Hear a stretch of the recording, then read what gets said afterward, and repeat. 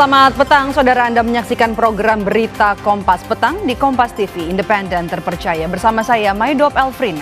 Saya, Cindy Permadi, inilah Kompas Petang selengkapnya. Informasi pertama, kami ajak Anda ke Jakarta. Saudara, sebuah bengkel reparasi mobil di Jalan Meruya, Ilir Raya, Kembangan, Jakarta Barat terbakar.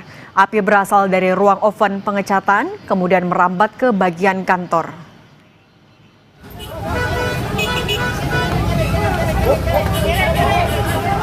Di dalam bro, di back office. Tolong bro, di meja.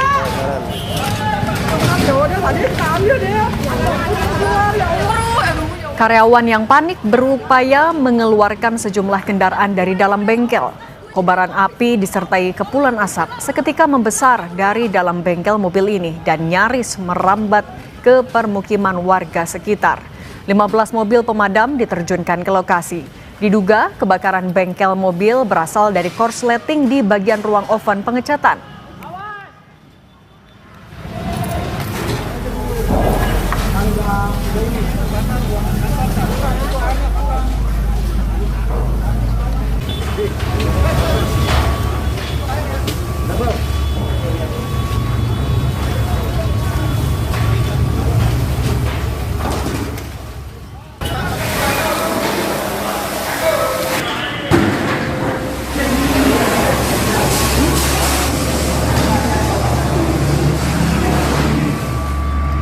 Setelah 1 jam, api akhirnya dapat dipadamkan. Seluruh kendaraan yang ada di dalam bengkel juga berhasil diamankan dari kobaran api. Selama proses pemadaman, ruas jalan dari arah Kebonjeruk menuju Kembangan ditutup sementara.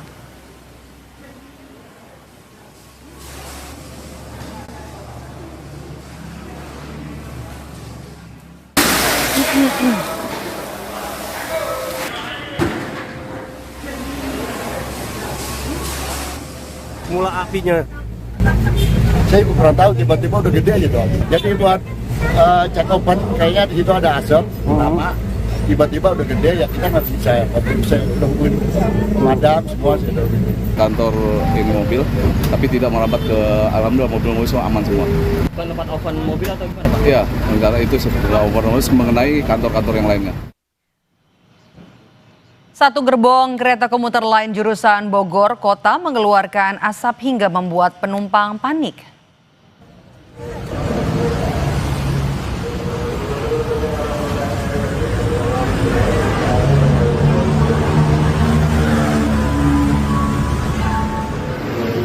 Penumpang komuter lain berhamburan keluar gerbong kereta saat mengalami kendala di stasiun Tanjung Barat, Jagakarsa, Jakarta Selatan. Rangkaian dibawa ke Depo Manggarai untuk dilakukan pengecekan dan perbaikan.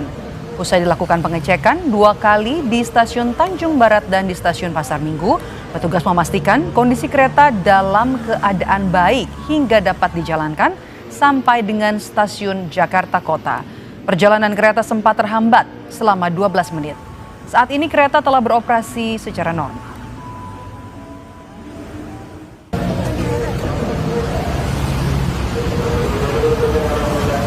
Setelah ada asap kan penumpang itu pada keluar, terus kita sebagai tahap awal kita melakukan pengecekan di stasiun Tanjung Barat tersebut.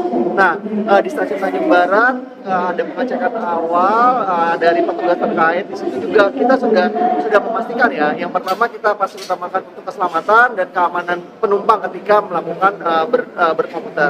Nah, ternyata di sana keretanya dalam kondisi baik dan akhirnya dijalankan sampai dengan Pasar Minggu. Sorotan lainnya, seekor harimau Sumatera terekam CCTV masuk ke area kantor BRIN Kabupaten Agam, Sumatera Barat.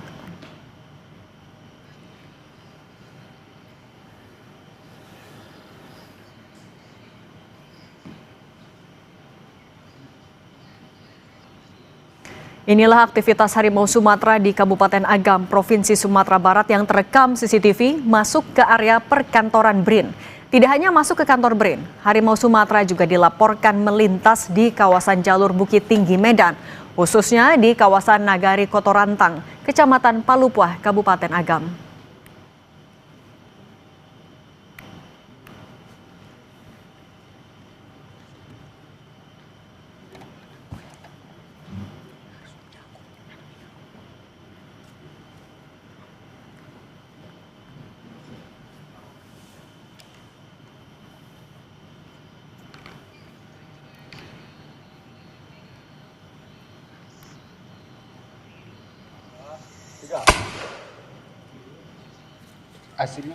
Inilah tembakan meriam bambu dari personel Balai Konservasi Sumber Daya Alam Sumatera Barat untuk mengusir harimau Sumatera yang diduga melintas di area aktivitas warga. Personil BKSDA juga mengintensifkan patroli dan juga memasang kamera trap di beberapa titik di jalur yang diduga dijadikan pelintasan harimau Sumatera.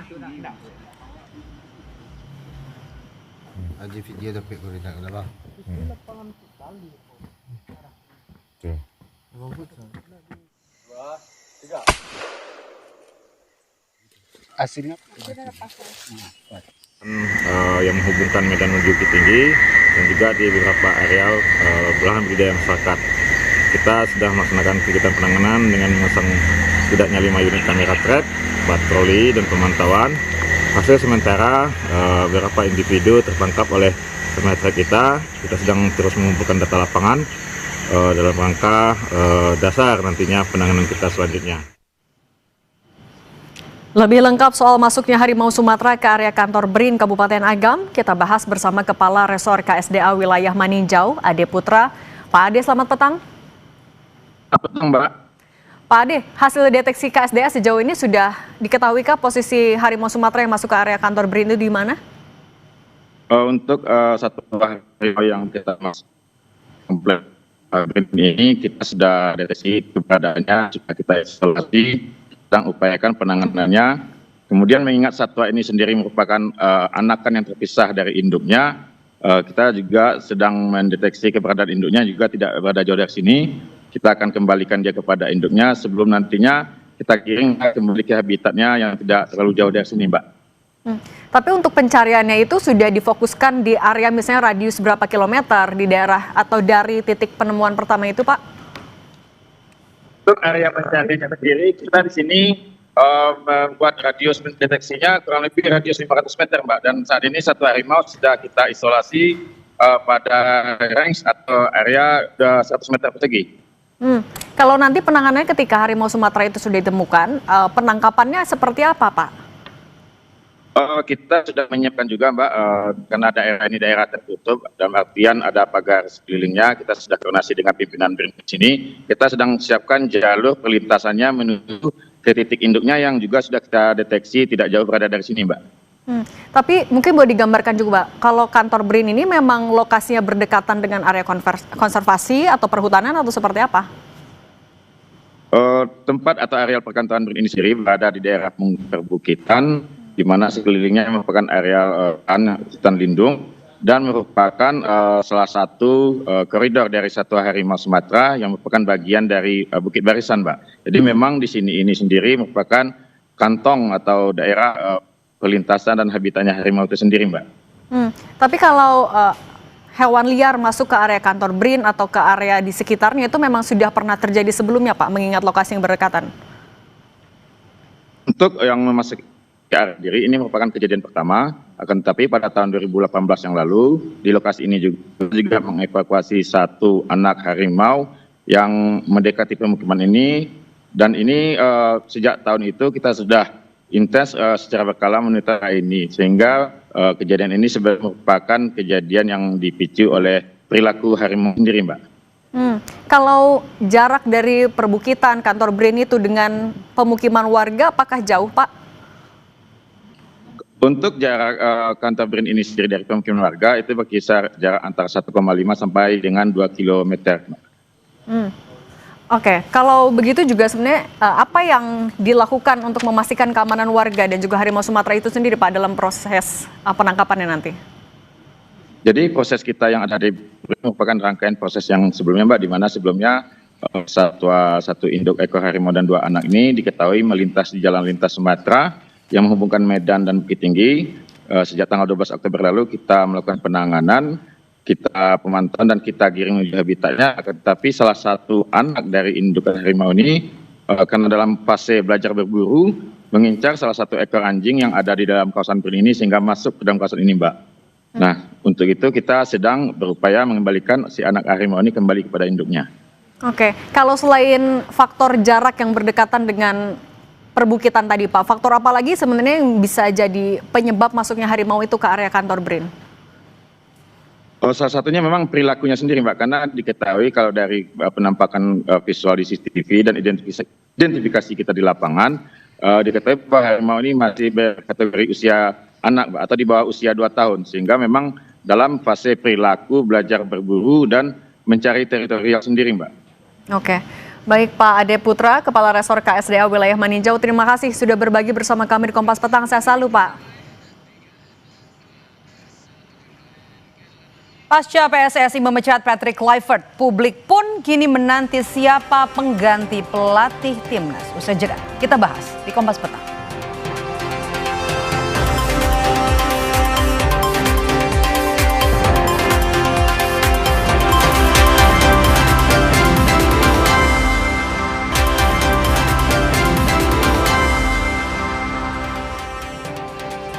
Terima kasih Anda masih bersama kami di Kompas Petang. Saudara, pasca PSSI memecat Patrick Kluivert, publik pun kini menanti siapa pengganti pelatih timnas. Karena meski tak bisa bermain di Piala Dunia 2026, skuad Garuda dihadapkan pada sejumlah agenda penting. Terdekat ada FIFA Matchday bulan November.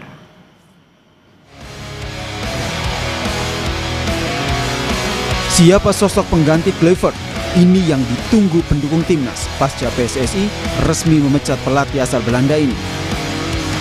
Menunjukkan pelatih yang tepat dan memiliki kapasitas jadi tugas penting PSSI saat ini. Analis sepak bola yang juga wartawan harian Kompas, Ihsan Mahar bilang, PSSI harus mencari pelatih yang paham persaingan di Asia dan juga paham dengan permainan timnas. Yang paling realistisnya untuk mencari pelatih baru dengan masa tenggat waktu sekarang paling mungkin yaitu di bulan Maret nanti pergantian. Beberapa nama tadi kita sebutkan juga ada Jesus Navas, ada Bernardo Tavares juga bisa jadi peluang. Tapi saya juga menyoroti kita butuh pelatih yang benar-benar sudah paham persaingan di Asia. Sejumlah nama yang mencuat sebagai kandidat pelatih adalah 3 nama juru taktik yang berada di Liga Super. Yang pertama, Bojan Hodak, pelatih Persib Bandung yang menangani Persib sejak Juli 2023 hingga saat ini. Bojan memiliki lisensi kepelatihan Pro UEFA. Lalu ada nama Jan Olderi Kering yang menangani Dewa United sejak Januari 2023. Ia juga mengantongi lisensi kepelatihan Pro UEFA. Dan terakhir adalah Rahmat Dermawan yang kembali ditunjuk jadi pelatih Persipura Jayapura.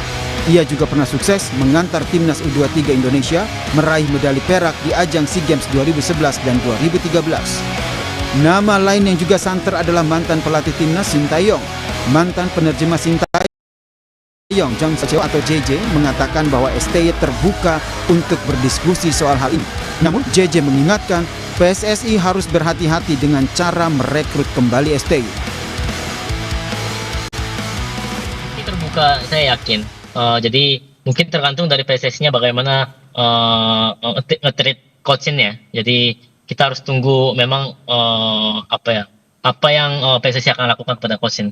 Itu sih sebenarnya paling penting. Apalagi kan pernah bisa dibilang pernah memecat gitu kan. Jadi itu yang mungkin bisa dibilang mungkin tersinggung juga kan. Jadi mungkin harus hati-hati juga, dan nggak tahu dari cara PSSI misalnya kalau mau hire coach-nya ya mungkin harus hati-hati juga dan caranya mungkin harus halus gitu.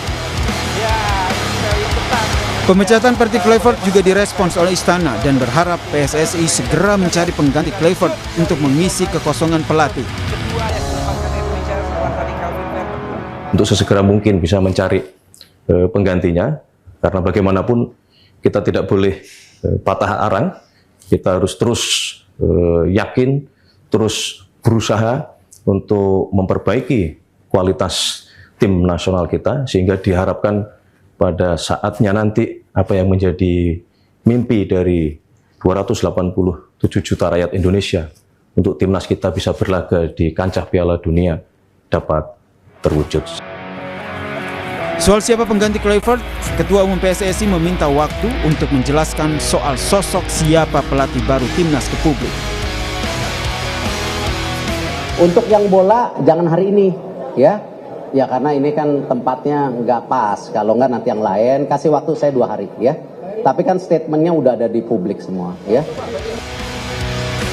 Meski tidak bisa bermain di Piala Dunia 2026, skuad Garuda dihadapkan pada sejumlah agenda penting. Terdekat, yaitu ada FIFA Matchday pada bulan November. lalu ada Piala AFF 2026, dan akhirnya Piala Asia 2027. Maka penunjukan pelatih timnas harus segera dilakukan PSSI agar tidak mengganggu persiapan. Tim Liputan, Kompas TV.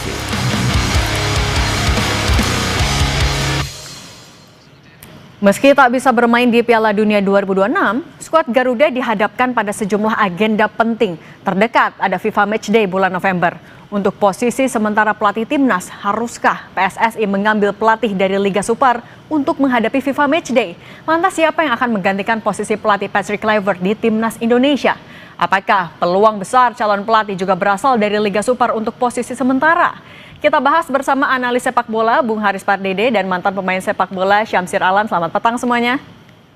Selamat petang Bang Syamsir dan juga semuanya. Bung Harpa. Saya ke Bung Harpa dulu ya, Bung Harpa. Kan ya kita nggak boleh terlalu gerasak-gerusuk juga untuk menentukan pelatih. Tapi kan nggak mungkin di FIFA Matchday kita sendirian. Caretaker, minimal caretaker siapa yang paling pantas atau paling mampu untuk mendampingi timnas nantinya? Iya, kita sudah pernah melakukan kesalahan dengan memecat pelatih yang sejatinya sudah on the track dan kemudian mengganti dengan pelatih yang kita semua tahu tidak proven. Oleh karena itu ada kesempatan kedua dan mungkin akan menjadi kesempatan terakhir kita kali ini untuk memilih pelatih yang tepat. Tadi sudah ada arahan jelas sekali dari istana untuk segera memilih pelatih. Kenapa? Seperti yang juga teman-teman redaksi tadi sudah sajikan, kita akan segera menghadapi banyak event yang penting. Bukan hanya FIFA Matchday November, tapi juga ada AFF tahun depan, terlepas dari kita akan memakai tim senior atau bukan, dan juga ada Piala Asia. Piala Asia ini 2027 itu bukan 2 tahun lagi, 1 tahun 3 bulanan lah, karena akan diselenggarakan 2027 awal. Jadi ini nggak lama lagi sebenarnya. Nah, tapi juga jangan gerasak-gerusuk. Jangan juga kita salah pilih pelatih yang gara-gara buru-buru jadi kemudian kita salah 2 kali. Ini kan seperti keledai, 2 kali masuk lubang yang sama. Nah tapi kalau untuk yang November dulu itu Bung Harpa, mendingan yang cari yang lokal dulu untuk mengamankan FIFA Matchday atau gimana sih? Nah gini, kita sebelum menghayal sewa A, sewa B, sewa C, kita kerucutkan dulu kriterianya. Pertama, tadi kan udah banyak tuh dari teman-teman, dari rekan saya juga Iksan Mahar. Kriterianya ada mulai dari mengenal sepak bola Asia, mengenal sepak bola apa segala macam. Tapi pertama yang jangan mesti diingat budgetnya dulu nih. Jadi jangan kita misalnya mau nyewa Jesus Casa lah, mau nyewa Mourinho lah, tapi kantong nggak cukup, kan itu juga nggak masuk akal ya. Jadi logistik dulu. Yang kedua kemudian availability. Ya siapa yang lagi available nih. Oke misalnya ada yang bagus, harganya cocok tapi lagi ngelatih kan juga nggak bisa. Nah baru yang ketiga adalah kriteria empiris. Misalnya cocok dengan ke sepak bola kita, mengenal dan lain-lain. Kalau saya lihat dari semua kriteria ini sebenarnya yang ditampilkan tadi itu nggak ada, yaitu Sintayong. Kalau kita mau semua kriteria itu masuk dan logistiknya masuk ya Sintayong. Kenapa? Karena dialah yang paling mengenal sepak bola kita, dialah yang membawa filosofi sepak bola ke kita dan gajinya ini masih dicicil Mbak. Jadi kita nggak perlu lagi keluar duit untuk sewa pelatih baru. Kalau pelatih baru itu bukan hanya gaji yang harus kita bayarkan, beriringan dengan Sintayongnya juga masih kita bayar, signing fee-nya juga ada nih, gak murah. Plus lagi adaptasi dan lain-lain. Apalagi tadi Mbak sendiri udah bilang kan, Mbak Cindy, November nanti ada FIFA Matchday. Dan yang terakhir, ini juga faktor yang perlu kita perhitungkan. Saya yakin sekali mayoritas rakyat Indonesia akan membuka dengan tangan terbuka kalau Sintayong akan kembali, dan saya jamin November itu akan penuh GBK kalau memang FIFA Matchday digelar di sana. Paling ada 1-2 lah yang nggak setuju atau mungkin yang memang sengaja buzzer untuk mengkondisikan opini. Seperti itu. Oke, nah kalau dari Bung Alam ya, kalau pandangan Anda sebagai mantan pemain juga, ini mendingan kita caretaker dulu nih, yang aman dulu sampai November, atau ya ayo kita sesegera mungkin cari pelatih? Iya, yang tadi Bung Harpa bilang sih simpel aja gitu, kayak ya memang dari dulu kan kita udah tahu sendiri, rakyat Indonesia juga udah makin pintar sekarang apalagi soal sepak bola. Iya menurut saya Sintayong juga lagi free sekarang, kenapa harus cari yang lain gitu, kayak budgetnya masuk, terus dia juga masih ada gaji yang dicicil ke kita segala macam, jadinya ya Sintayong lah, dan rakyat Indonesia juga semuanya bilangnya mau Sintayong lagi balik kok.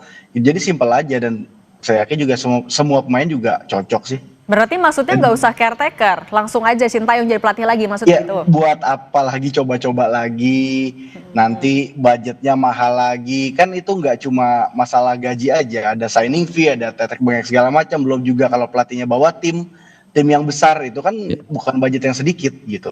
Nah, kalau Ya udah ada STY ya kenapa enggak gitu kan, tadi Bung Harpa juga bilang rakyat Indonesia pasti dengan tangan terbuka, paling 1-2 ya Bung yang ngoceh ya, yang nggak setuju kan, oh iya itu. Ya, Nah, dan gak nah apa-apa. tapi kalau yang dianya ya kitanya oke tangan terbuka, tapi kan tadi juga dibilangin harus hati-hati nih, soalnya kayak agak sakit hati STY. Nah itu gimana Bung Harpa? Kira-kira mulus gak? Nah, oke, gini, memang kuncinya di sini nih soal ego, ya. Sebenarnya yang paling beruntung kalau STY itu kembali adalah PSSI. Kenapa? Karena pasti akan ada validasi, akan ada lagi mosi atau kepercayaan akan tumbuh di PSSI, kan gitu kan. Nah, Sintayong bisa aja nolak. Dia sudah banyak duit, dia bisa santai-santai di Korea, nggak masalah. Yang pusing kan sekarang sasaran tembak ini PSSI. Karena dituntut, orang lagi ngelototin nih, siapa nih pelatih baru yang akan diambil. Nah, tadi melalui penerjemahnya, JJ sudah sudah memberikan hints. STY itu mau kembali, padahal dia disakitin loh Mbak. Karena dia diberikan surat pemecatan itu, kalau nggak salah itu pagi, tanggal 6, dan tanpa diberitahu aba-aba, dan siangnya langsung diumumkan. Nah itu kan sebenarnya sangat menyakitkan kan. Nah tapi kalau sampai dia masih mau membuka hatinya, ini kan artinya ada kesempatan kedua yang positif, yang seharusnya malah senang PSSI. Tinggal apakah PSSI mau menurunkan sedikit egonya, dan untuk kemudian rekonsiliasi, dan makanya tadi JJ memberikan hints kan, harus hati-hati men-trade-nya, karena udah ada hati yang terluka nih. Tapi siapa tahu lukanya sudah sembuh, kemudian bisa rekonsiliasi lagi, dan kita tatap ke depan. Kita berikan kesempatan, dan gak usah kita banding-bandingkan lagi, gak usah kita ungkut-ungkut yang lalu, kita dukung sama-sama, dukung PSSI, dukung nanti Coach Shin, semoga kita bisa berjaya di event-event yang ada, AFF maupun Asia, bahkan juga kita dukung nanti untuk Piala Dunia 2030. Oke, tujuan kan sebenarnya sama ya untuk mengeksplorasi timnas lebih baik lagi, tapi dari Bung Alam berarti PSS ini dalam waktu dekat, oke, STY jadi opsi yang dipertimbangkan oleh netizen, oleh masyarakat semuanya, tapi PSSI bisa apa lagi sih? Iya, di situasi sekarang yang tadi Bung Harpa bilang juga, PSSI harus sedikit menurunkan egonya dia, karena percaya deh sama saya, kalau memang PSSI berhasil dengan hati-hati, istilahnya membujuk Coach STY untuk balik ke Indonesia, saya rasa kepercayaan masyarakat dan rasa kecintaan masyarakat terhadap PSSI akan tumbuh dengan sendirinya lagi sih menurut saya.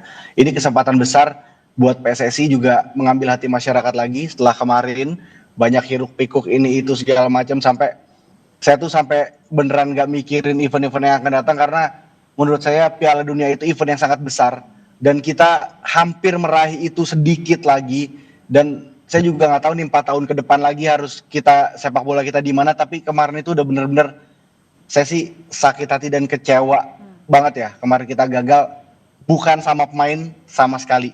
Saya nggak, itu teman-teman saya semua, saya tahu rasa jadi pemain, tapi ya tolonglah PSSI, dari kemarin saya bahas tentang pemain, Mark Locke segala macam, saya sama pemain saya tidak ada menyerang pemain sama sekali, karena saya tahu rasa jadi pemain pasti punya rasa yang sangat bangga membela negara dia, apalagi hampir main di Piala Dunia, membela negara yang mimpi aja tuh kemarin-kemarin tuh kita enggak buat main Piala Dunia, cuma target kita apa sih AFF, di final juga kalah, kemarin kita mau main Piala Dunia gitu loh.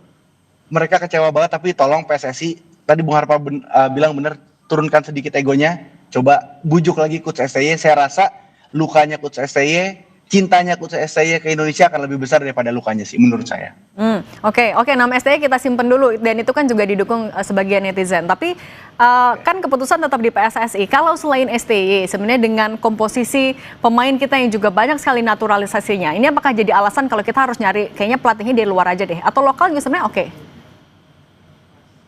Bung Alam silakan.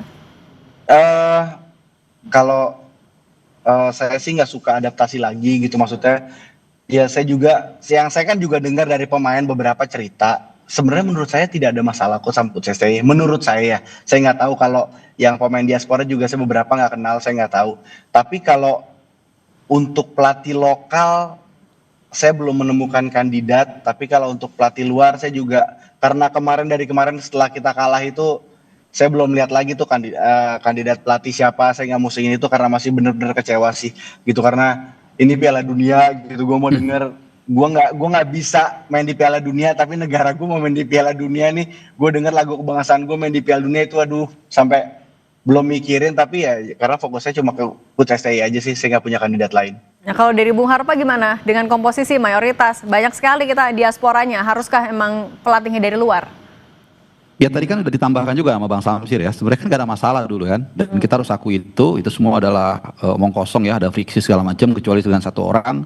Jadi ya udah kita perbaiki lagi, kita cepat ambil keputusan, sama seperti kemarin ketika mencat Patrick Kluivert ini kan agak sedikit terlambat ya, jadi udah jelas banget, sudah firm, sudah mudah dari segala aspek, ada analisa SWOT apa segala macam itu udah jelas. Demikian juga dengan menunjuk pelatih. Jadi ini bukan dasar suka nggak suka. Saya Bang Samsir ini saya tahu kita nggak ada urusannya dengan STK, dengan Patrick Kluivert, tapi kita hanya sebagai warga negara Indonesia yang melihat secara logistik, secara teknikal, secara harmonisasi, secara adaptasi, udah nggak ada lagi alasan yang lain. Jadi cepat, dan bahkan kalau kita bicara politik juga, ini akan memenangkan hati orang untuk ke PSSI sebenarnya. Jadi ngambil keputusan ya berdasarkan objektivitas, harusnya sih nggak ada masalah ya, nggak perlu lagi kita, dengan segala hormat ya dengan pelatih-pelatih lokal, baik pelatih asing yang ada di Super League, saya pikir saat ini mengembalikan STI adalah pilihan yang paling tepat untuk semuanya. Ini akan redam pasti, dan tinggal nanti kita akan dukung dan STI akan membuktikan kalau memang dia benar comebacknya ini adalah keputusan tepat. Seperti juga ketika Hervenat kembali ke Saudi dan membawa Saudi kembali lolos ke Piala Dunia. Oke, Bung Alam kalau gitu sedikit saja prioritas dari PSSI, oke, memilih pelatih, tapi juga apa yang bisa dilakukan oleh timnas sekarang sambil menunggu di masa kekosongan pelatih ini, singkat saja. Ya mungkin fokus di klubnya masing-masing. Saya pernah ada salah satu pelatih saya bilang sepak bola itu setiap harinya itu hari yang baru gitu. Jadi ketika kita menang sekarang ya udah besok hari yang baru, kita harus latihan lagi, nggak boleh jumawa. Begitu juga ketika kita kalah. Kemarin kita gagal tapi pemain harus fokus ke klubnya masing-masing, bekerja lebih keras lagi. Jadi ketika kembali ke tim nasional mereka akan berjaya lagi ya, insya Allah kita akan memenangkan pertandingan semuanya deh setelah kegagalan kemarin. Oke, kita juga sambil tunggu ya penjelasan dari Erick Thohir, katanya butuh 2 hari nih mau ngejelasin. Bung Haris Pardede, pengamat sepak bola, Bung Syamsir Alam, mantan pemain, terima kasih sudah berbagi bersama kami. Thank you semuanya, Bang Samsir, makasih. Thank you Bung, thank you Bung.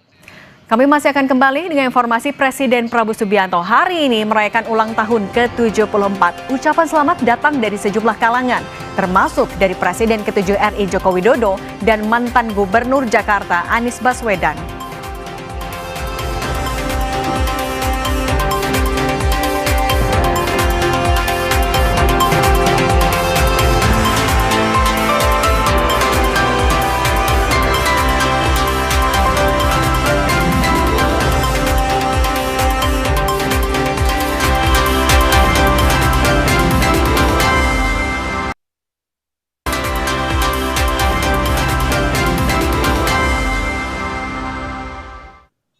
Dan Dirut BP BUMN dan Komut Pos. Pada sore hari ini saya diminta oleh Bapak Presiden untuk mengumumkan paket ekonomi, dan pertama tentunya sebelumnya kita panjatkan puji syukur kehadirat Allah Subhanahu wa Ta'ala, Tuhan yang Maha Kuasa, Maha Besar, yang memiliki sekalian alam atas karunia kesehatan yang masih diberikan kepada kita, sehingga kita dapat hadir dalam pemberian bantuan langsung tunai, kesejahteraan rakyat, dan program pemagangan lulusan perguruan tinggi. Hari ini ada program tersebut. Yang pertama terkait dengan bantuan langsung tunai. Ini Bapak Presiden minta menambahkan bantuan langsung tunai ini yang akan diberikan pada bulan Oktober, November, dan Desember 2025 dan akan diterima oleh 35.046.783 keluarga penerima manfaat. Dan ini lebih tinggi dari BLT sebelumnya.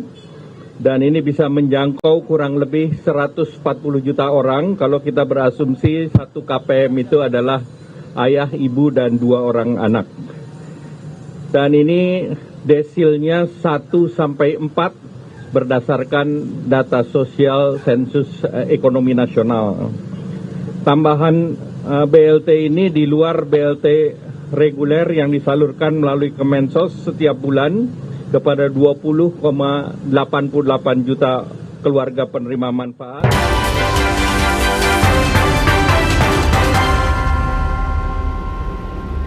Penyalurannya akan dilakukan segera, akan melalui Himbara yang untuk 18,3 juta, dan ini akan langsung diberikan mulai minggu depan, dan juga yang 17,2 juta melalui PT Pos, dan ini juga siap untuk diberikan mulai hari Senin nanti, dan hari ini akan dilakukan secara simbolis kepada 50 orang yang belum pernah mendapatkan bantuan sebelumnya. Jadi ini pertama yang masuk di angka 17,2 juta, karena yang reguler adalah 18,2 juta. Nah, selanjutnya juga pemerintah memberikan bantuan dalam program magang lulusan perguruan tinggi. Tujuannya agar memberikan pengalaman kerja bagi para lulusan baru, fresh graduate di dunia, baik itu di dunia usaha, industri, dan BUMN, termasuk lembaga pemerintah dan Bank Indonesia. Program ini untuk mendorong penciptaan lapangan kerja produktif di berbagai sektor. Peserta magang ini gelombang pertama sebanyak 20.000 orang, dan ini sudah dibuka dan mulai bekerja tanggal 20 Oktober ini. Kemudian bulan depan akan dibuka kembali dan ditingkatkan menjadi 80.000 peserta magang, dan seluruh peserta magang diberikan uang saku per bulan yang besarannya sama dengan uang saku daerah, kabupaten, dan kota. Dan di samping itu juga mendapat iuran untuk jaminan kehilangan kerja dan JKM. Dan itu tidak memotong uang saku yang diberikan oleh pemerintah.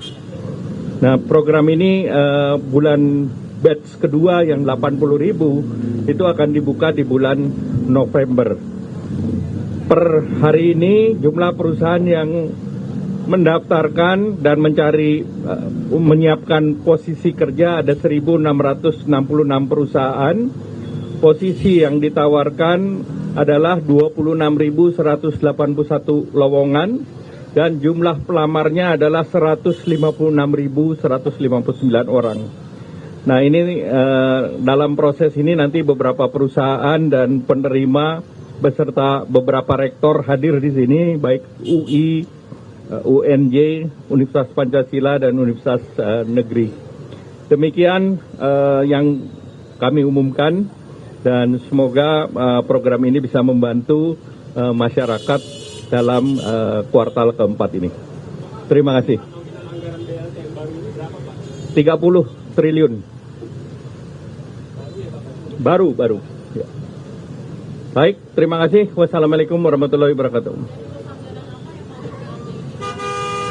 ABT. Hasil efisiensi.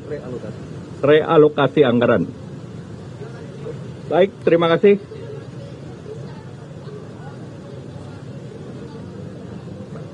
Enggak, yang kuartal keempat 16,2 ditambah 30 triliun. Ya, terima kasih. Wassalamualaikum warahmatullahi wabarakatuh. Ya. Mantap.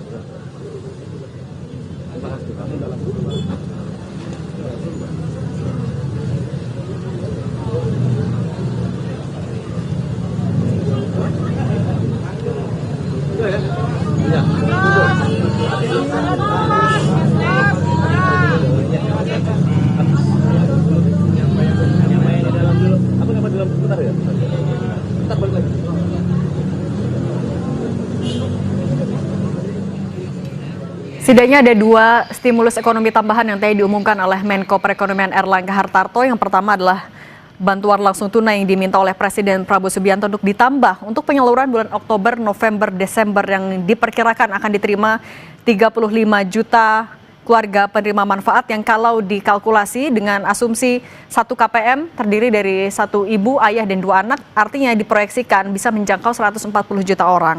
Ini disebutkan di luar BLT Kemensos yang sudah rutin disalurkan kepada KPM.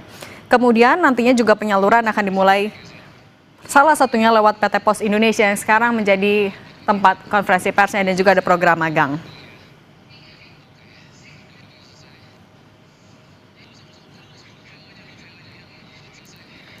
Dan breaking news Kompas TV kami tutup sampai di sini. Informasi lainnya masih akan hadir di Kompas Petang.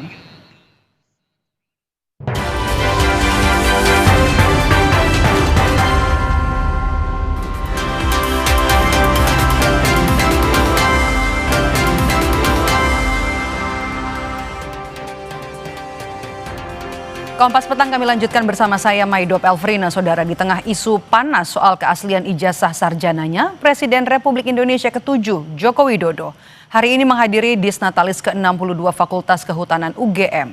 Jokowi bilang dia hadir karena undangannya diantar langsung Dekan Fakultas Kehutanan UGM ke rumahnya.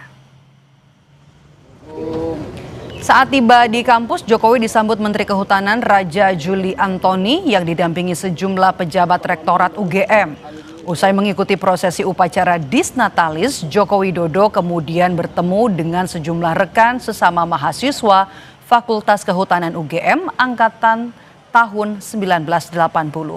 Jokowi bilang dia hadir karena undangannya diantar langsung Dekan Fakultas Kehutanan UGM ke rumahnya.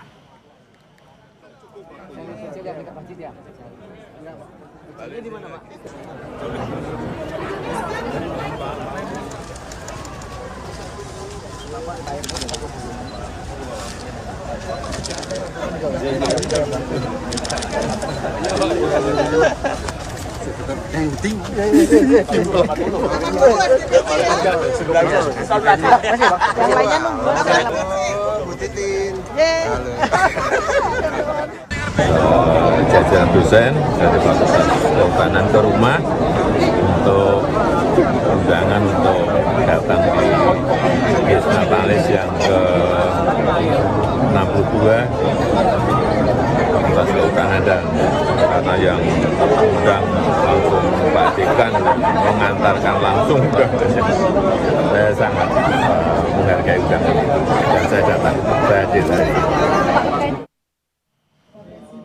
Sementara itu dalam sambutannya Rektor UGM Ova Emilia menyebut Jokowi sebagai bapak alumni kebanggaan Fakultas Kehutanan.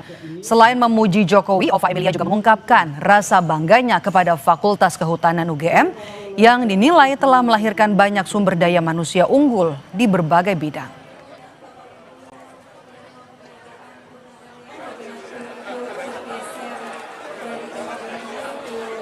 Yang terhormat Presiden ke-7 Republik Indonesia Bapak Joko Widodo, alumni Fakultas Kehutanan tahun 1980, kebanggaan Fakultas Kehutanan.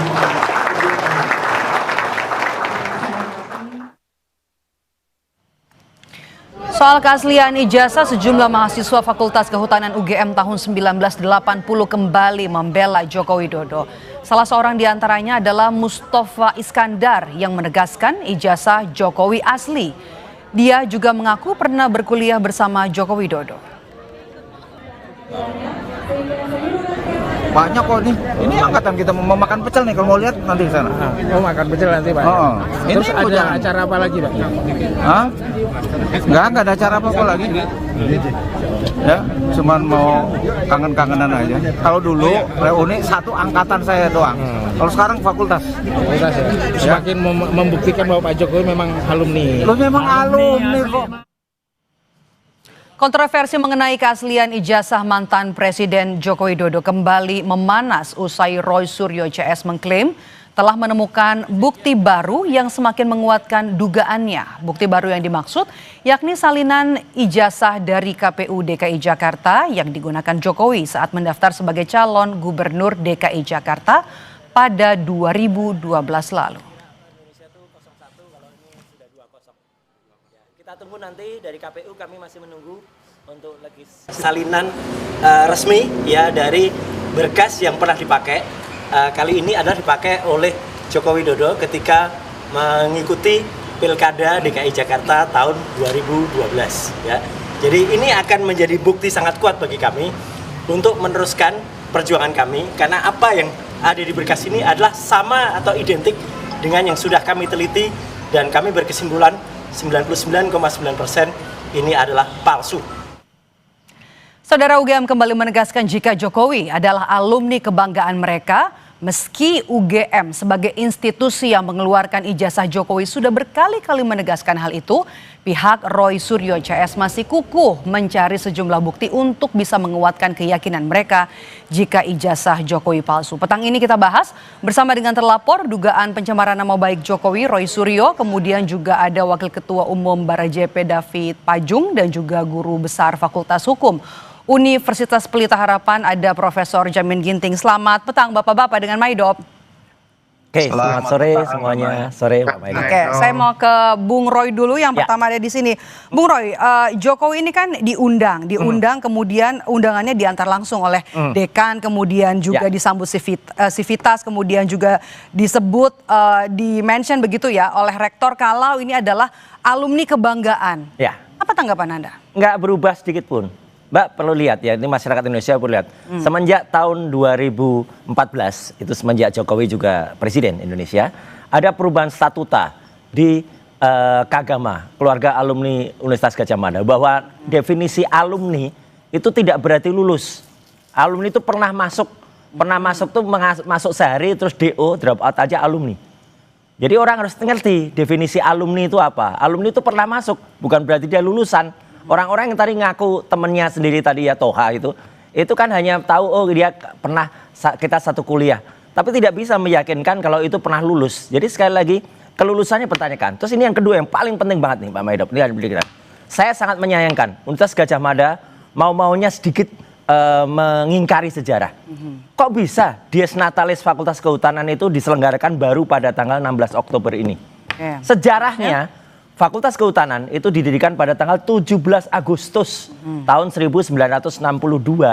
Artinya apa? Tahun 1963. Artinya kalau Dies Natalis ke-62 itu harusnya ya 17 Agustus. Ini mundur nih nggak pernah terjadi. Ya, jarang banget sebuah fakultas mundur, pasti ada apa-apanya. Jadi artinya apa? Jangan-jangan ini menunggu ya sampai undangan itu diterima dan lain sebagainya. Jadi ini saya tapi tidak heran ya, UGM tuh berkali-kali ini terakhir tuh pernah mengubah sejarah nama dekan, kemudian diganti padahal yang bersangkutan sudah meninggal, baru diubah setelah 13 tahun. Hari ini ada Dies yang diselenggarakan tidak pada tanggal Diesnya. Ini menurut saya cacat sejarah. Kita tidak melebar ke sana ya. Oh iya, tapi alumni itu jelas. Alumni tidak menunjukkan dia lulus atau tidak. Itu aja, udah clear kalau itu. Oke. Bung David. David, kalau misalnya ada kecurigaan begitu ya dari Bung Roy begitu soal alumni, kemudian juga ada beberapa sejarah yang mungkin ada tudingannya diubah begitu ya, tidak sesuai dengan disesuaikan, ngapain juga gitu. Fakultas Kehutanan. Iya, kalau Bung Roy ngomong ini dimaklumin aja lah, kan kita juga udah ngerti lah posisi Bung Roy ya. Saya selalu ya sebagai teman juga ya sering beberapa kali bertemu dalam dialog-dialog. Saya memaklumi aja lah kalau Bung Roy ngomong lah. Karena benar. Yang paling penting itu adalah pemahaman substansi ya, terminologi pertama. Kalau tadi kaitannya soal alumni, oke. Alumni itu adalah orang yang pernah berkuliah di sana. Tetapi substansi yang selalu dikomplain oleh Mas Roy ini kan soal ijazah kan. Nah terminologi ijazah itu kalau baca, kembali lagi saya mau katakan seperti kemarin malam saya sampaikan bahwa kalau baca Permendikbud Riset nomor 50 tahun 2024 itu terminologi ijazah ada di situ. Adalah yang dimaksud ijazah adalah sebuah apresiasi penghargaan terhadap seseorang yang melakukan berproses dari awal sampai akhir kelulusan di sebuah institusi resmi yang diakui oleh negara. Nah Pak Jokowi itu substansi memperoleh ijazah adalah diberi penghargaan terhadap proses yang dilewati. Saya sudah berulang kali menjelaskan proses yang dilewati ketika tes. Kalau di zaman saya tahun 90 itu mengatakan UMPTN, Sipenmaru, seleksi penerimaan mahasiswa baru. Saya nggak tahu istilahnya di tahun 80-an itu. Begitu kita lulus, saya lulusan Universitas Hasanuddin Makassar, S1 saya, S2 saya UI ya. Jadi diumumkan di koran lokal di Solo khususnya UGM, muncul nama Pak Jokowi bahwa Pak Jokowi lulus. sebagai mahasiswa yang diterima di UGM. Yang kedua, mendaftar secara formal administratif, itu nama Pak Jokowi bunyi di pendaftaran mahasiswa baru ketika sudah lulus diterima. Kemudian proses, kalau dulu namanya ospek atau perpeloncoan, teman-temannya juga menjadi kesaksian kan, teman angkatan Jokowi, kami dipelonco di ospek apa segala macam, lalu kuliah bersama-sama, naik gunung bersama-sama di organisasi ekstrakurikuler pencinta alam, sampai yudisium sebagian besar bersama, karena wisuda itu kan ada yang mungkin duluan setahun, ada yang duluan per semester, tapi sebagian besar masih sama-sama wisuda. Nah, pertanyaannya adalah ijazah asli itu adalah diberikan secara legal oleh UGM yang punya otoritas untuk itu. Kalau UGM mengatakan nggak berproses, nggak mungkin ijazah lahir. Itu yang pertama. Kemudian dari acara kegiatan kemarin itu ada 3 pesannya, Mbak. Ada 3 pesan. Yang pertama adalah pengakuan oleh UGM bahwa dan menegaskan bahwa Jokowi itu adalah alumni yang sah. Itu yang pertama. Yang kedua adalah apresiasi. Kata-kata adalah alumni yang terbaik, yang membanggakan. Itu pengakuan, apresiasi. Membagongkan. Kemudian yang ketiga adalah pesan yang disampaikan UGM ke publik melalui media ini, bahwa memang UGM tidak sedikit pun goyah kalau misalnya isu yang diangkat Mas Roy dan teman-temannya itu nggak ada pengaruh UGM. Justru harus UGM ini sebenarnya kalau mau agak sedikit lebih maju, UGM ini harus memberi sanksi kepada Mas Roy dan kawan-kawannya karena sudah menodai, mencederai dan menista UGM, seolah-olah UGM mengeluarkan ijazah palsu. Itu nggak benar banget kan, di situ poinnya sebenarnya dari. Kita sudah dapat poinnya ya, Bung David. Bung David, saya mau ke Mas Roy nih. Mas Roy, tadi disampaikan sudah ada pengumuman juga bahkan ya. Rektor itu pidato bilang kalau Jokowi ini adalah alumni kebanggaan. Apakah kemudian ini tidak serta-merta mematahkan tudingan Anda dan teman-teman? Sama sekali tidak, karena orang-orang yang ada di situ termasuk Rektor Ova Emilia itu kita sudah tahu track record-nya semua. Jadi nggak apa-apa, kita tunggu saja akan terbukti nanti ke belakangnya. Ya, orang-orang yang mengukakan pendapat itu aja, hanya Toha lah, tadi ada San Asri Awang lah di situ. Kita tahu semua lah siapa-siapa mereka. Mereka-mereka yang pernah diberikan posisi jabatan komisaris atau pernah dilindungi atau punya kasus yang kemudian tersandera ya dalam rezim Jokowi. Jadi sudah clear, itu sudah clear semua. Jadi nggak apa-apa, kita tunggu saja nanti ya mereka akan terbukti. Tapi yang jelas saya sangat menyayangkan dan ini banyak banget, ini ribut di berbagai WA grup UGM ya. Kenapa Fakultas Kehutanan mau-maunya memundurkan ya Dies Natalis? Itu nggak pernah terjadi loh. Dies Natalis itu harus di tanggalnya. Kenapa dimundurkan? Pasti ada sesuatu. Apakah tanggal 17 Agustus 2025 itu ada sesuatu yang kemudian keberatan atau apa? Kemudian dimundurkan sampai 2 bulan. Nggak pernah. Dies UGM itu 19 Desember itu pasti. Dies Visipol itu 19 September. Dies Fakultas Kehutanan itu 17 Agustus. Nggak ada tradisi kemudian dimundurkan sampai Oktober, dan pidato yang rapat senat terbuka itu biasanya benar-betul hal yang sakral. Dikotori dengan ada yang harus nunggu sampai dengan ada orang yang hadir dan dia alumni. Alumni itu belum tentu lulus sekali lagi. Saya mau ke Prof. Jamin sebagai akademisi bagian dari kampus. Prof. Jamin, apa yang disampaikan oleh Mas Roy tadi, kalau alumni ini belum tentu lulus begitu dari sebuah universitas, dari sebuah kampus. Ya, saya sedikit terangkan. Jadi dalam proses mendapatkan ijazah seperti itu, dari suatu proses kemahasiswaan, tentu yang paling ditunggu-tunggu ya adalah pada saat yudisium. Nah, dalam yudisium tersebut akan ditentukan apakah seseorang itu akan lulus atau tidak lulus dalam suatu perkuliahan, karena akan dinilai contohnya mata kuliahnya, SKS-nya dan segala macam ya. Dan apakah dia nanti lulus memuaskan, cum laude, atau sangat pujian. Nah, setelah itu kalau sudah lulus maka akan dilakukan penerbitan ijazah ya, atau transkrip nilai. Jadi ada 2 indikatornya. Satu namanya transkrip nilai, yang kedua namanya ijazah, begitu. Nah, kalau orang yang tidak lulus atau tidak menyelesaikan kuliah, tidak akan dikeluarkan ijazah, tapi dikeluarkan transkrip. Nah, jadi ada bedanya antara transkrip nilai sama ijazah. Bisa dikeluarkan transkrip nilai karena pernah berkuliah di situ untuk dikonversi kalau dia mau kuliah di tempat lain, tapi tidak akan diterbitkan ijazah.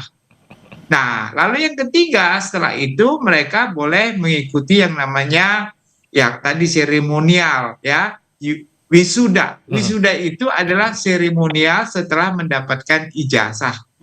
Nah, jadi itulah dasar-dasar untuk kita menentukan apakah seseorang itu sudah pernah berkuliah atau sudah menyelesaikan perkuliahan. Nah, itu dua hal yang itu berbeda. Oke. Jadi pernyataan dari rektor yang menyebut kalau Jokowi ini adalah alumni kebanggaan, ini kemudian bisa jadi bukti baru ya untuk mematahkan tudingan dari Roy Suryo CS. Enggak sama sekali. Ya, sekali lagi kalau dikaitkan dengan pembuktian, kita nggak bisa mengambil keterangan di luar persidangan sebagai suatu alat bukti kalau tidak pernah dihadirkan kepada penyidik. Jadi kalau mau membuktikan ini sebagai suatu alat bukti yang sah, silakan datang ke penyidik untuk diserahkan kepada penyidik supaya bisa memperkuat keyakinan penyidik sebenarnya dia ini benar. Tapi jangan sampai nanti waktu bukti diserahkan dilaporin lagi nanti sebagai bukti palsu. Jadi bergulung lagi begitu. Jadi saya khawatir juga orang-orang ini agak khawatir dan takut juga untuk bisa memberikan. Contohnya tadi ada rektor UGM. Kalau rektor UGM waktu berpidato pada saat itu meyakini bahwa Jokowi adalah alumninya, silakan dia untuk menjadi saksi di penyidikan. Nanti dia memberikan keterangan bahwa benar. Dan ini teman-temannya juga yang pernah diperiksa tentu akan memberikan keterangan untuk memperkuat keyakinan kalau sebenarnya memang dia adalah alumni yang tadi yang disebutkan. Jadi itu sebagai dasar yang kuat. Tapi kalau cuma disampaikan di ruang publik yang bukan penyidik itu nggak mempunyai nilai apa-apa begitu. Iya. Oke. Roy Suryo CS di kubu Roy Suryo CS ini kan selalu mencari bukti-bukti baru untuk membuktikan tudingan soal ijazah palsu dari Presiden ke-7 Republik Indonesia Joko Widodo, tapi tidak pernah melaporkannya ke polisi. Apa alasannya? Jangan dijawab dulu, Mas Roy. Kita bahas usai jeda. Tetaplah bersama kami di Kompas Petang.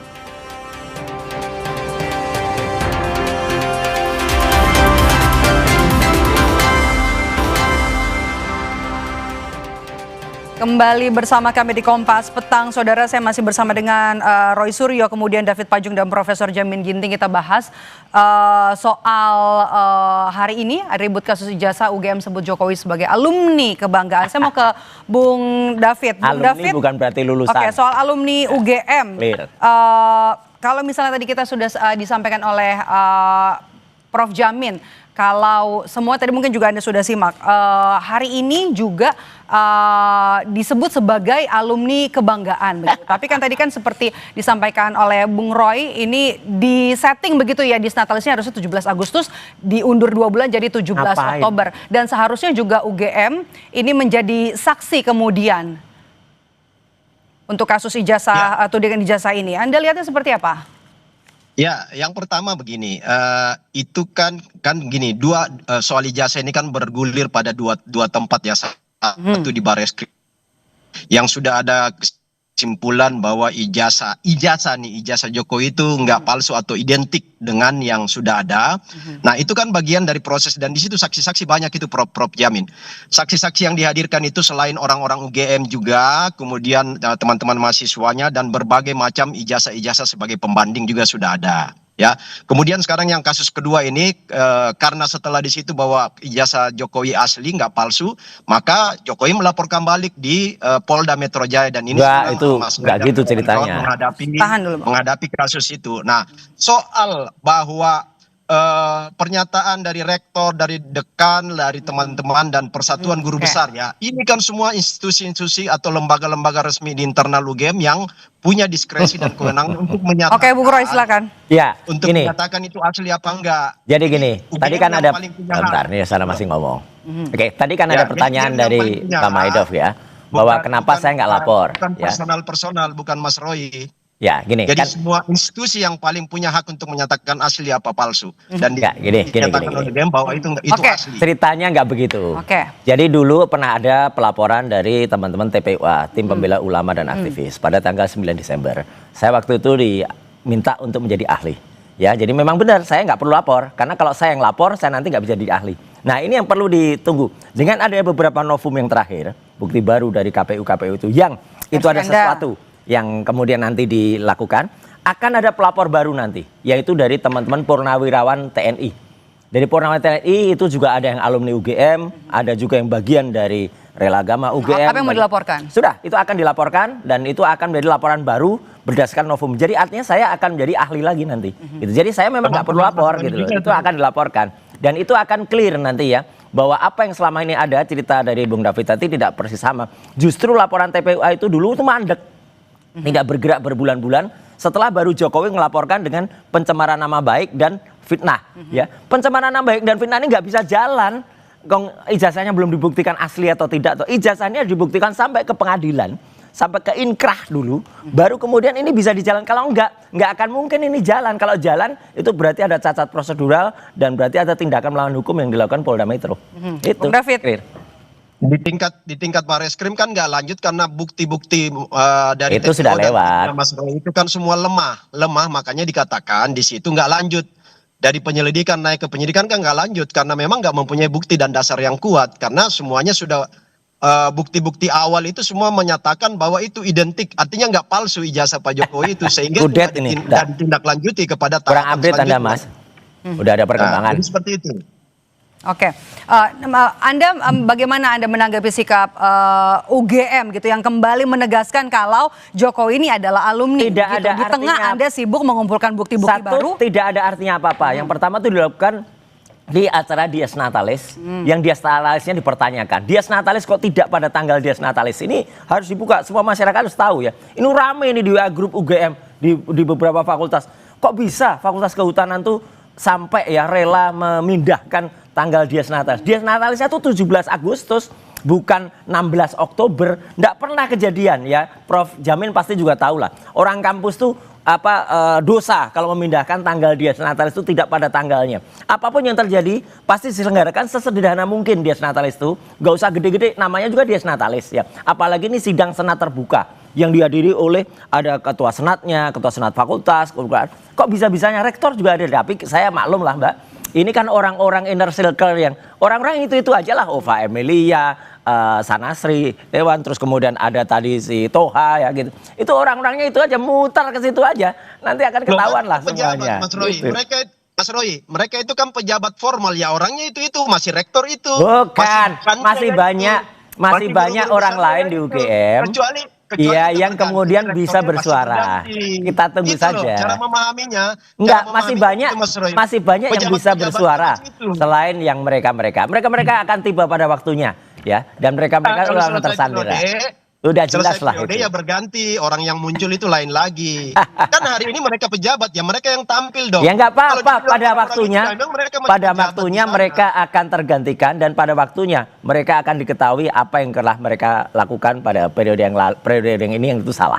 Udahlah, tinggal kita tunggu waktu saja. Oke. Gitu. Mas Roy kan ini alumnus UGM ya. Asli saya S1, S2 saya UGM semua. Harusnya Mas Roy pertama menjaga marwah UGM. Justru kami itu menjaga marwah UGM. Saya dan teman-teman Kagama, saya dan teman-teman rela agama itu menjaga agar UGM itu garis lurus. Kami sangat menyayangkan. Kami sangat menyayangkan UGM rela mau ya khususnya Fakultas Kehutanan itu memindahkan tanggal Dies. Nggak pernah terjadi tanggal Dies. Nggak pernah diakui. Kalau membanggakan pasti sudah ada lah memorialnya Jokowi di UGM. Nggak pernah ada memorialnya UGM, memorial Jokowi di UGM itu nggak pernah ada. Dia nggak pernah disebut alumni yang membagongkan itu. Ya gitu. Udahlah. Kita dengarkan Prof Jamin aja. Oke, Prof. Saya mau ke Prof Jamin nih. Prof Jamin, bagaimana kemudian Anda melihat perbedaan ini? Versi dari UGM yang kemudian menyebut bahwa Jokowi adalah alumni kebanggaan, kemudian juga ada pernyataan dari Roy Suryo CS begitu. Ini tidak ada artinya apa-apa.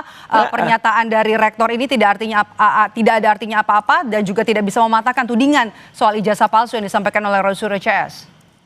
Ya, sebenarnya kalau kita mau bicara tentang legalitas, tentu lembaga universitas yang paling berwenang untuk menyatakan bahwasanya ijazah itu atau orang itu benar-benar berkuliah atau tidak.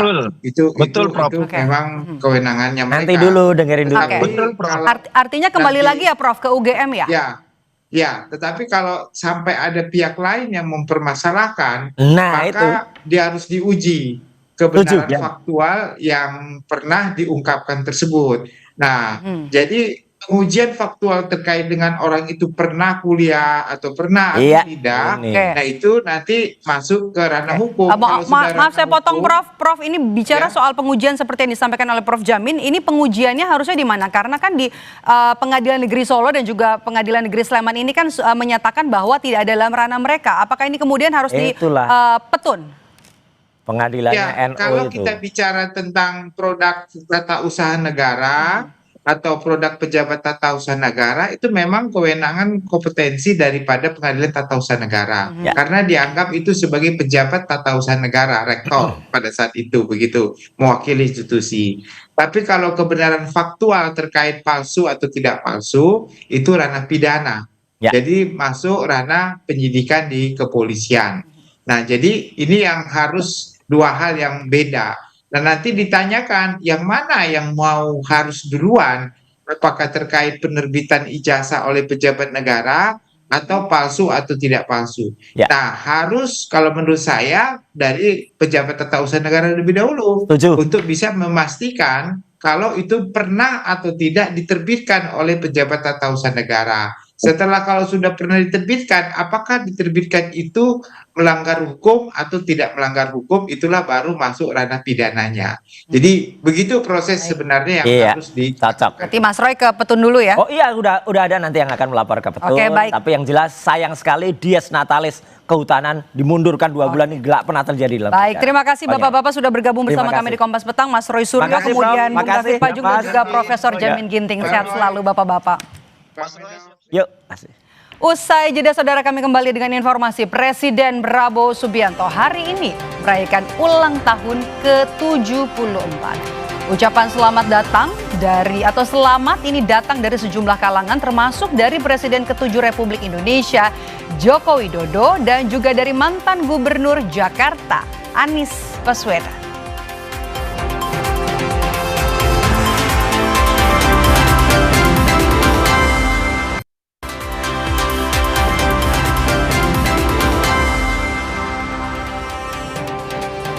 Presiden ke-7 Joko Widodo memberikan ucapan ulang tahun ke Presiden Prabowo Subianto.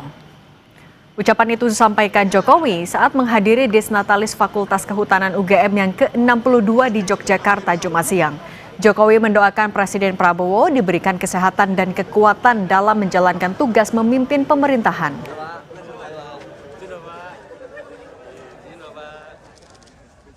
Selamat ulang tahun yang ke-74 kepada Bapak Presiden Prabowo Subianto. Semoga beliau selalu diberikan kekuatan, kesehatan dalam tugas besar mengelola pemerintahan dan negara kita. Ucapan selamat ulang tahun untuk Presiden Prabowo juga datang dari mantan Gubernur Jakarta Anies Baswedan. Di akun Instagramnya, Anies mengunggah foto Presiden Prabowo dan menuliskan ucapan selamat ulang tahun. Dalam ucapan selamat, Anies mendoakan Prabowo agar selalu diberikan petunjuk, perlindungan, dan ketetapan hati dalam menjalankan tugasnya memimpin bangsa Indonesia.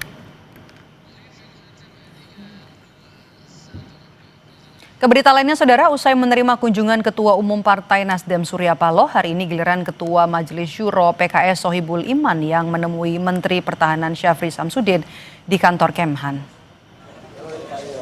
Menteri Pertahanan Syafri Samsudin bilang pertemuan dengan Ketua Majelis Syuro PKS Sohibul Iman adalah untuk memperkokoh persatuan nasional dalam rangka mendukung stabilitas nasional. Syafri pun mengungkit hubungannya dengan Sohibul bahwa keduanya adalah teman lama sehingga komunikasi tetap terjalin. Sementara saat ditanya apakah pertemuan ini menjadi penanda PKS masuk pemerintahan, Sohibul menjawab PKS sudah punya perwakilan di kabinet. Yang pertama untuk memperkokoh persatuan nasional dan juga sekaligus mengintroduksikan, memperkenalkan Perang Rakyat Semesta yang kita bangun dalam rangka mendukung stabilitas nasional. Jadi sekali lagi kami berterima kasih kepada Pak Sohibul Iman yang sebetulnya beliau teman lama saya. PKS ini sudah ada di kabinet.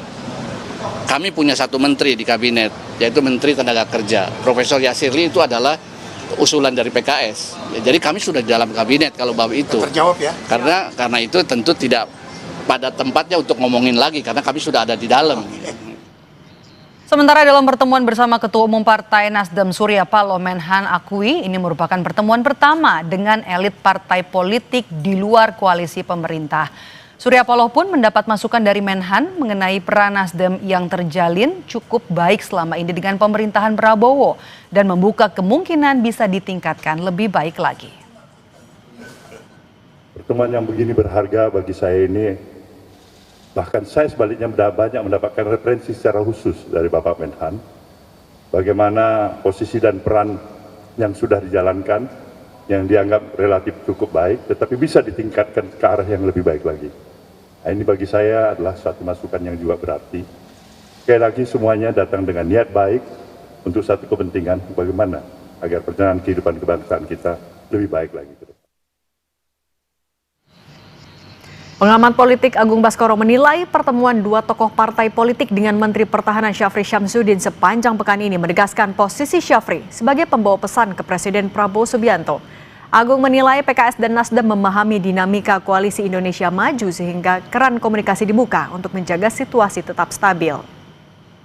Syafri disambangi oleh kedua petinggi partai, baik PKS maupun Nasdem, itu menegaskan bahwa beliau punya peranan di eksekutif untuk sama-sama menjadi messenger of presiden, menjadi orang pembawa pesan dari presiden, memastikan situasi, kondisi yang dihadapi oleh mitra koalisi ataupun publik bisa diatasi dari pendekatan dua kaki-kaki politiknya ini.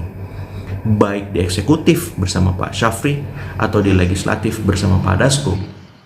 Sebuah bengkel reparasi mobil di Kembangan, Jakarta Barat terbakar. Kami kembali dengan informasinya usai jeda.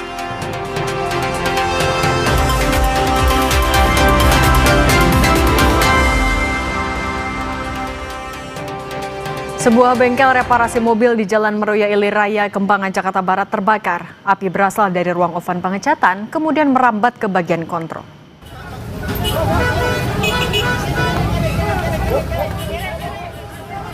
Karyawan yang panik berupaya mengeluarkan sejumlah kendaraan dari dalam bengkel. Kobaran api disertai kepulan asap seketika membesar dari dalam bengkel mobil ini dan nyaris menyambar ke permukiman warga sekitar.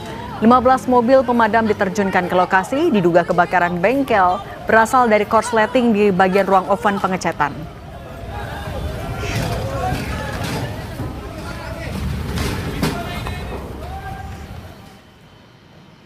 Kami tutup Kompas petang hari ini. Saya Maidop Elfrina. Saya Cindy Permadi. Terima kasih. Sampai jumpa.